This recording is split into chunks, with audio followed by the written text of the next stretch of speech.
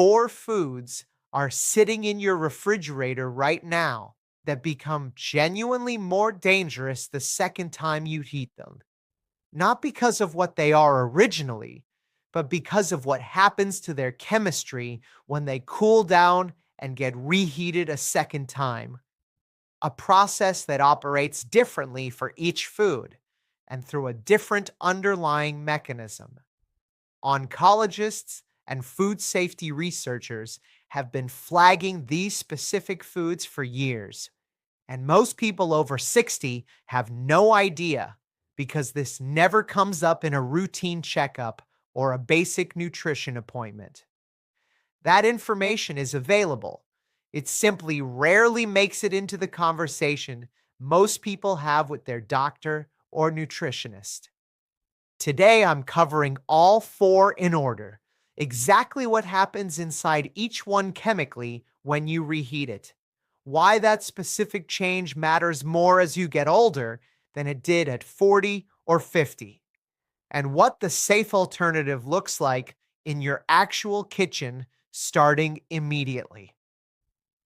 One of them is something most seniors eat almost every single day, and it's consistently the one that surprises people most when the actual mechanism gets explained clearly. I'm Dr. Evander Hale. I've spent 30 years practicing functional medicine, looking at what people eat and how it affects their long-term health outcomes specifically. Today, the foods you should stop reheating after 60 and the exact reason each one becomes a different and more serious problem the second time it's heated. Here is the structure. Each food gets its own section covering 3 things: what happens chemically when you reheat it, why that change matters more specifically past 60 than it did at an earlier age, and what the safe, practical alternative looks like in your daily kitchen. The goal is practical clarity, not alarm, knowing which specific habit to change and exactly why it matters at this stage of life. I'll also correct a piece of advice that circulates constantly online about reheating leftovers that is actually wrong and could be making things worse for 2 of the 4 foods we'll cover today, which is why that correction comes near the end rather than being mentioned up front before the mechanism behind it is fully understood. Stay through to food number 3 because that mechanism is the least understood and the most immediately actionable change most people can make this week without changing anything else about what they normally eat. One thing worth stating clearly before we start: this is not a claim that reheating food in general causes cancer. The concern is specific to these 4 foods through specific chemical or bacterial mechanisms that are well documented and that do not apply to most other foods you reheat regularly. Food number 1, rice. Rice carries the highest reheating risk on this list, though not for the reason most people assume. The danger isn't the reheating itself. It's what happens during the cooling phase between the first cooking and the second heat. Cooked rice left to cool at room temperature creates ideal conditions for a bacteria called Bacillus cereus to multiply very rapidly. This bacteria produces spores that survive the original cooking process. And as the rice cools down, those spores germinate and the bacteria produces toxins directly into the rice itself.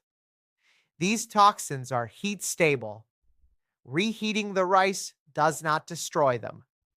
You are essentially eating rice that now contains preformed toxins that no amount of additional cooking will ever eliminate. For seniors specifically, this matters more because your immune system's ability to handle bacterial toxins decreases meaningfully with age, making the same exposure more likely to cause serious illness. Understanding this mechanism changes the entire way you think about what happens between cooking a meal and eating its leftovers the following day. The fix for rice is straightforward once you understand the timing involved. Cool cooked rice within 1 hour of cooking. Refrigerate it immediately in a covered container. Use it within 24 hours. And when you do reheat it, ensure every part reaches a fully steaming temperature throughout, not just warm on the outer surface with a cool and still unsafe center. Never leave cooked rice sitting out on a counter for more than 2 hours at any point, whether before refrigerating or after you've taken it back out of the fridge. The most common mistake seniors make with rice is cooking a large batch, leaving it sitting out while the family finishes eating, then refrigerating whatever is left an hour or two after the meal ends. That cooling window is exactly when Bacillus cereus produces its toxins, and neither the original cooking nor any subsequent reheating will remove them once formed. Getting that window right, from stove to refrigerator within 1 hour, is the single most protective change most people can make with rice. Food number 2, spinach, along with other leafy greens, including Swiss chard, beets, and celery. Spinach is packed with naturally occurring nitrates, which is part of what makes it genuinely healthy when eaten fresh or cooked once and consumed right away. The problem begins when cooked spinach cools and sits, because bacteria in the cooked greens begin converting those beneficial nitrates into nitrites. When you then reheat the spinach, those nitrites can convert further into compounds called nitrosamines, classified as probable human carcinogens in research literature and linked to gastrointestinal cancer risk, including stomach, colorectal, and in some studies, pancreatic cancer, across multiple published studies. Oncologists working in gastrointestinal cancer care have flagged this chemical conversion sequence for years. Fresh spinach nitrates are not the danger. Reheating already cooked and cooled spinach is what drives that sequence forward into genuinely problematic territory, a distinction almost never communicated in standard nutrition advice. Understanding this mechanism also changes how you read ingredient lists on prepared foods, since cooked and cooled spinach shows up in many packaged items that get reheated at home. The practical rule for leafy greens is one straightforward habit change. Cook only what you will eat in that sitting without any leftovers planned. Spinach and similar greens take under 5 minutes from fresh, making cooking a new portion each time genuinely practical in a way that doesn't apply to something time-consuming like a roast or a stew. If you do have leftover cooked spinach, use it cold in a salad or as part of a cold dish, rather than returning it to any heat source at all. The nitrite conversion slows significantly at refrigerator temperatures, but accelerates sharply with any application of heat. So eating leftover cooked spinach cold is far safer than reheating it at any temperature. For seniors managing any gastrointestinal condition or family history of digestive cancer, eliminating reheated leafy greens entirely is worth the minor inconvenience. The cooking time involved makes leafy greens one of the easiest foods on this list to adjust, since the inconvenience of cooking fresh is genuinely minimal compared to every other habit change being asked of you today. Quick question before food 3 and 4. Did you know about spinach specifically before today? Or was that genuinely new information for you? Drop a yes or no in the comments below. I also want to return near the end of this video to something most people watching right now will find surprising about advice they've probably already been following about reheating food that is actually making one of these problems worse. Food number 3, chicken. Reheating chicken creates risk from two separate mechanisms worth understanding individually. And knowing which one you are dealing with in any given situation changes which precaution actually applies. The first is protein disruption. Chicken contains complex protein structures that begin breaking down as the meat cools after the original cooking. Reheating causes those already disrupted proteins to rearrange further in ways that can irritate the digestive lining and contribute to bloating, cramping, and genuine discomfort, particularly in seniors whose digestive systems are already less efficient at processing proteins than at 40. The second mechanism is bacterial. If chicken is not cooled quickly and refrigerated properly after the first cooking, bacteria can multiply significantly in that unrefrigerated cooling window. While thorough reheating reduces some bacterial risk, it does not eliminate it if bacterial load has already grown substantially during an extended period sitting out at room temperature. Safe handling of chicken comes down to two rules applied consistently without exception.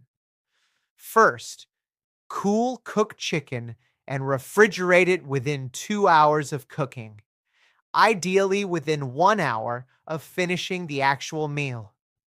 Second, when reheating, bring every single part to a steaming hot temperature all the way through, with no cool center or cold spots remaining anywhere in the portion. Cutting pieces smaller before reheating ensures even heat distribution rather than a hot exterior surrounding a still cool and potentially unsafe middle. The most common error with microwave chicken is heating a piece for 90 seconds and eating it while the center is still cool to the touch. Those cold spots represent exactly the condition where bacterial survival after reheating is highest. A simple food thermometer inserted into the thickest part is the only reliable confirmation the temperature has been reached all the way through.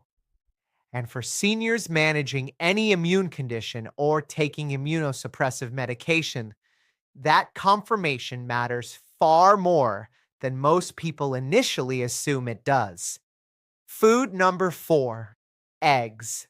This one consistently surprises people most when the actual mechanism gets explained clearly. Eggs contain cholesterol, which is normal and nutritionally necessary in a fresh egg, and not itself a problem when cooked and eaten immediately. When cooked, eggs cool and are then reheated, particularly at high temperature in a microwave or on a stovetop. The cholesterol undergoes a process called oxidation. Oxidized cholesterol, unlike the original version in a fresh egg, has been linked in published research to arterial inflammation, increased cardiovascular risk, and gastrointestinal irritation with regular consumption over time. For seniors already managing cholesterol, already taking statins, or already at elevated cardiovascular risk, regularly consuming oxidized cholesterol through reheated eggs adds a real chemical burden that simply does not exist when the same egg is cooked fresh. And the frequency with which this happens daily in most senior households makes the cumulative exposure worth addressing directly. Most discussions of eggs and cholesterol focus on how many you eat per week, when the more significant variable for seniors is what happens between the first cooking and any subsequent reheating. The fix for eggs is the most straightforward change on this entire list. Cook them fresh each time without exception. Scrambled, poached, or fried eggs take under 3 minutes in almost any format, making a refrigerated batch to reheat the next morning genuinely unnecessary given what the reheating does to the cholesterol content. The safe exception is hard-boiled eggs kept whole in the shell and eaten cold directly, since the shell significantly slows cholesterol oxidation during cold storage. Pre-made egg dishes such as frittatas, quiches, or breakfast burritos are the hidden version of this same problem. Most people reheating a breakfast burrito do not think of it as reheating eggs. If you regularly microwave egg-containing prepared foods, the oxidation mechanism applies equally to all of them. Most people who make this change report it takes no additional time once the habit is established, since the eggs were never going into the fridge in the first place, waiting to be reheated. Cooking eggs fresh each time eliminates the risk entirely. Here is the common advice I want to correct directly, because it is actively making things worse for two of the foods we've covered. You will commonly see the recommendation to reheat leftovers thoroughly at high heat as the primary safety measure, as though high enough temperature solves every possible reheating risk universally. This is partly accurate for chicken specifically, where thorough heat genuinely does reduce bacterial risk in a meaningful way. But it is the exact opposite of helpful for spinach and for eggs. Reheating spinach at higher temperatures accelerates the conversion from nitrites into nitrosamines rather than stopping or reversing it. Reheating eggs at higher temperatures produces more oxidized cholesterol, not less. For both of those specific foods, applying more heat makes the underlying problem worse. This correction matters because following that advice with confidence on spinach or eggs, while believing you are being appropriately careful, is actively counterproductive to what you're trying to accomplish for your long-term health outcomes. Why does all of this matter, specifically more past 60 than at an earlier point in your life? Your liver processes oxidized compounds and chemical byproducts less efficiently as you age, meaning the same chemical load from reheated food represents a larger demand at 65 than at 45, even if the food and portion are identical. Your gut microbiome shifts meaningfully with age and becomes less resilient to repeated disruption from bacterial toxins or chemical irritants arriving through everyday food. Your immune response to bacterial exposure becomes slower and less capable across each passing decade. None of these changes mean a single reheated meal causes immediate harm. They mean consistently repeating these habits over months and years compounds into genuine elevated risk at exactly the stage of life when your body carries less reserve capacity to absorb and recover from that load. The compounding nature of this risk across years is exactly why these habits deserve attention in a way they wouldn't at 45.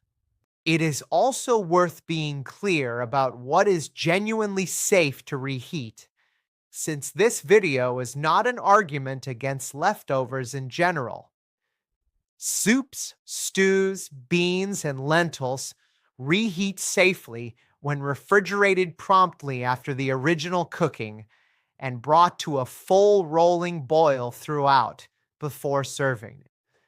Root vegetables, cooked whole grains other than rice, and most cooked legumes carry no significant additional chemical or bacterial risk when reheated properly from a promptly refrigerated state.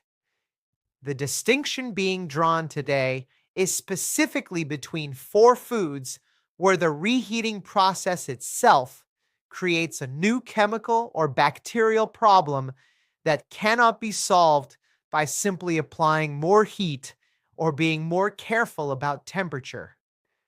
Knowing which category each food falls into allows you to make informed choices about leftovers rather than applying blanket avoidance or blanket permissiveness to everything you've already cooked and are deciding what to do with. One more practical note about microwave reheating specifically, since most seniors use it as their primary reheating method for speed. Microwaves heat unevenly by design, creating hot spots and cold spots within the same portion simultaneously. For chicken, this creates exactly the bacterial survival risk we discussed, where the exterior reaches adequate temperature while the interior does not. For eggs and spinach, microwave heating tends to reach the highest temperatures fastest, which, as we covered, accelerates the chemical problems rather than reducing them. Where possible, stovetop reheating with lower, more even heat and occasional stirring gives you more control over the process than a microwave does, particularly for chicken, where even temperature distribution throughout the entire portion is what actually matters for safety. This doesn't mean avoiding the microwave entirely. It means understanding where its limitations create the most significant risk and adjusting accordingly. There is also a conversation worth having with your doctor. If you use any medications that affect your gut bacteria, including long-term antibiotics or certain medications for other conditions, these medications can shift the composition of bacteria present in your digestive system, which in turn affects how your body handles the bacterial components of improperly stored and reheated foods. The Bacillus cereus risk in rice, for example, depends partly on your immune system and gut bacteria being able to mount a response to the toxins present. Someone whose gut microbiome has been significantly altered by prolonged medication use may be in a meaningfully different risk category than someone whose gut bacteria remain relatively intact. This is the kind of nuance that rarely comes up in a standard checkup, but is worth raising if any of these habits resonate with foods you eat regularly and medications you take consistently. With all of that context in place, here is what this actually comes down to in practice. Rice, cool within 1 hour. Refrigerate immediately in a covered container.